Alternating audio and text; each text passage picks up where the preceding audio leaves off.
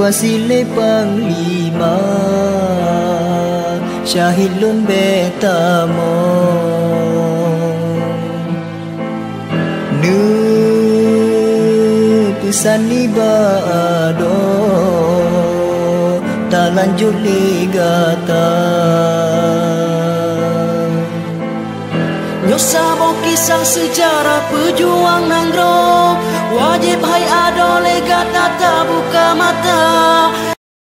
Tengku Haji Abdullah Kadi Negara Aceh Sumatera Merdeka di Samalanga.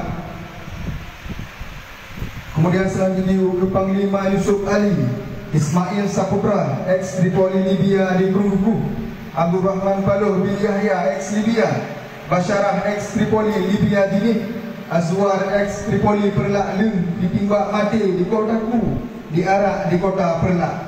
Ahmad Kandang bin Rashid ex Libya, Zakaria atau Abang Jack Kandang, Ishak bin Daud ex Libya di Idi, Haji Ilyas Lebe Tagengon, Dr. Mukhtar Hasbi Samudra Pasir, Dr. Zubir bin Mahmud Perlak, Asgadi bin Gading Sumbok Raya, Said Adnan Matang Siju, Tunku Yusuf Abe di Matang Siju, Tunggu M. Yunuh atau Singa Merantai Buluh dan Arah, Utuh Kaul Tanah Luar, Pak Rusli Tanjung Hagu, Jamal Burak PD ex Libya, Tengku Bantakiah Betung, Atih Melabuh Aceh Barat, Panglima Hasan T.A. Ahmad atau Teming, Usul Kontrak Komandan Operasi Wilayah Teming, Razali Oka Kapolda Wilayah Teming, dan mandum korban pembantaian di Betung Atih Bumi Flora, Arakundo, Simpang KKA, Rumah Gedung, KNPI Loksmawe, Rancong Loksmawe, Bukit Tengkorak, dan pembantaian, penyiksaian